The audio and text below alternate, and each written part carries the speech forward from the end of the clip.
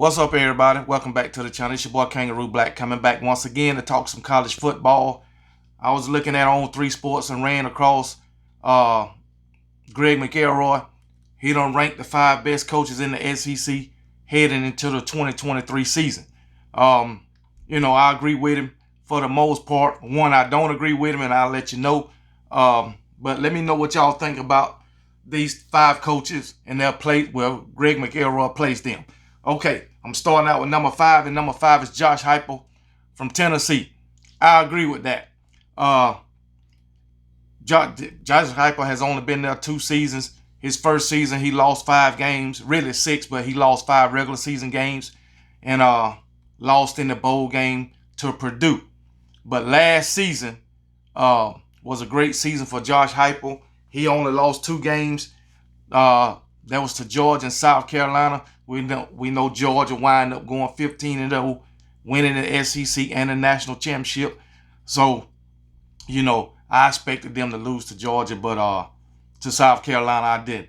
But all in all, it was a great season for Josh Heupel and the Tennessee Volunteers. One of the best seasons they done had. And matter of fact, that was the best season they done had since 1998. Also, they beat my Alabama Crimson Tide. So, like I said, it was a great season for Josh Heupel and his Tennessee Volunteers, and I have no problem with Greg McElroy putting him at number 5. If it was me, I would have put him higher, above somebody else, which I will get to. All right. At number 4, he put Lane Kiffin. Lane Kiffin is 23-13 over his stint at Ole Miss. His winning percentage is .639. He's 14-11 in the SEC. I forgot to mention that Josh Heupel is 18-8 over his 2 seasons in the SEC with a winning percentage of 6.92, 10-6 in the SEC, winning percentage of 6.25. But anyway, going back to Lane Kiffin, he defended why he put Lane Kiffin at number 4. I just feel like Lane Kiffin, he can win more games and he stopped putting his team or his offense in bad positions, going for all these fourth downs. Going for fourth down on your own 35-yard line, your own 30-yard line, and don't make it. That makes it hard for your offense. Really makes it hard for your defense too to keep the opponent out the end zone when you don't make it on fourth down that close to the end zone. So I blame a lot of these losses on Lane Kiffin and his decision making. It's just dumb to me. It is straight dumb to me. I thought in 2021 he was doing it just because he wanted to beat Alabama. That's when he was like, get your popcorn ready and all that. But nope, he continued to do that. Why? I don't know. To me, at Alabama, Georgia, anywhere else, I believe you won't keep your job very long making decisions like that. But that's just my opinion. Greg McElroy put him at number 4. I don't have a problem with it. I just wish Lane Kiffin will stop making all these dumb decisions on fourth down. Because if you ask me, Lane Kiffin is better than Jimbo Fisher, Sam Pittman, Eli Drinkowitz, Clark Lea. So he's better than those guys.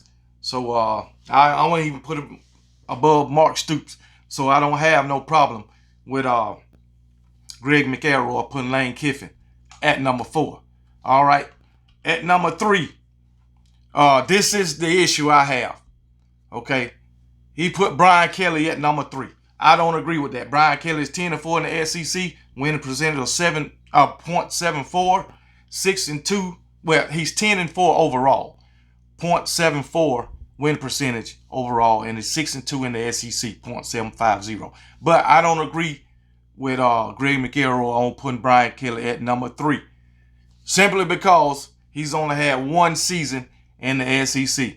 And mind you, he lost 4 games.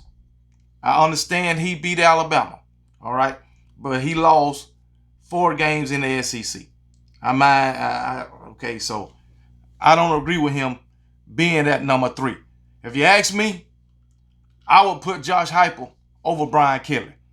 I'm plain and simple. Simply because Brian Kelly is really not proven in the SEC. I don't care that he did win the West. I don't care that he beat Alabama. Can he do that consistently? In Tennessee, I believe they're going to have a great team coming back. The quarterback, the wide receiver core is going to be great. Now, the defense, I don't know. But I know the quarterback and Joe Milton and his receivers going to be great. And I expect Tennessee to pick up right where they left off last season offensively. Defensively, I don't know. But I'm just saying. But I will put Josh Heupel over Brian Kelly. Ain't no way I can agree that Brian Kelly is the third best quarterback in the SEC. So that's just me. I know he got Jaden Daniels coming back. Keyshawn Butte, he's gone, even though I think he's leaving. He didn't do too much last season anyway, but they managed to beat Alabama. They managed to win the West. The defense looked pretty good, but he got to do it again for me to agree with to agree with McElroy that Brian Kelly is the third best, coach in the SEC. I don't agree with that. But anyway, let's move on to number two. Number two, he got Kirby Smart. 81-15 over his stint with Georgia, .844 winning percentage, 48-9 in the SEC, .482 winning percentage, which is great. Those are great numbers. All right, you can agree. You can. Some people will say Kirby Smart should be number one, being what he's did the past 2 seasons. Kirby Smart has always got his team in the mix. Like I said on another video, 2017 went to the national. He won the SEC and went to the national championship. 2018 went to the SEC championship. 2019 went to the SEC championship. 2021 went to the SEC championship and the national championship. 2022 won the SEC and the national championship. So he's always got his team in the mix of the playoff ever since he's been there. All except, I believe, 2 years. I think. So he's always in the mix. Well, 3 years. His first year, 16, then 18, and then 19. So 3 times he done been to the playoff. 2 times he's been to, 3 times he done been to the national championships. And won the national championship twice, back to back. So if you want to put Kirby Smart at number one, I don't have no problem with it. But McElroy put him at number 2. This is what he said about Kirby Smart, comparing him to Nick Saban. This is a closer margin than probably ever before. That margin used to be significant. It was Nick Saban, then everybody else. I think Kirby Smart has now joined the fray at the top of college football world. He doesn't take a backseat to anyone else, not named the GOAT, Nick Saban. In my opinion, he don't even take a backseat to Nick Saban. I got him right up there with Nick Saban right now. Right now, I got Kirby Smart right up there with Nick Saban. Like I say, people might say it's neck and neck. People might say Kirby is ahead of Nick Saban right now, being that he done went back-to-back, these past 2 seasons. Being that he only lost one game the past 2 seasons. So Kirby is 29-1 over the past 2 seasons, I believe. 29-1. Yeah. And he did it with a walk-on quarterback. So can't forget about that. So, hey, if you got Kirby at number 1, I don't have a problem with it. But Greg McElroy, he got Nick Saban at number 1. All right, Nick Saban, over his tenure at Alabama, 189 wins to 27 losses, .75 winning percentage. In the SEC, he's 109-18, .858 winning percentage. All right, this is what he said about Nick Saban. I, for one, am still going to have Nick Saban at number 1, not because I think he's necessarily better, but it's hard to ignore 7 national championships, consistently getting this team to play at a pretty high level. He still has his team within striking distance every single year and has since 2008, and I agree with that. Remember 2008, he went to the SEC championship, lost to Florida. and then won the national championship in 2009 and has won 5 other national championships since then at Alabama.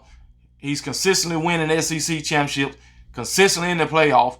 Mind you, he's the only team in college, well, the only coach in college football that done been to the playoff every single year, except for 2. All right. He's won 3 national championships, more than any other coach in the SEC. I mean, in the playoff era. So he's won 3 national championships in the playoff era.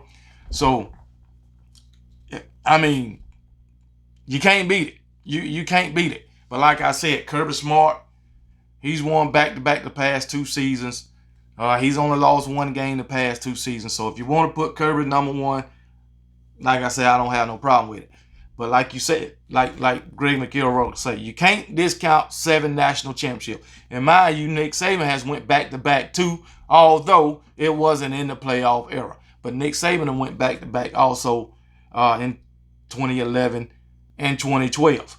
So, me personally, you already know I'm going to have Nick Saban, the great one, at number 1. But I keep continue to say, I don't have no problem with anybody putting Kirby at number 1, being what he done did these past 2 seasons and consistently having his team in the mix. But anyway, that's pretty much it. So let me know your opinion on Greg McElroy's top 5. And, I agree with everything Greg McElroy, the list, except for having Brian Kelly at number 3. I think Brian Kelly should be at number 5, and Josh Heupel should be at number 3, right above Lane Kiffin. That's just my opinion. So, y'all let me know what you think, and I'll talk to y'all later. Roll Tide.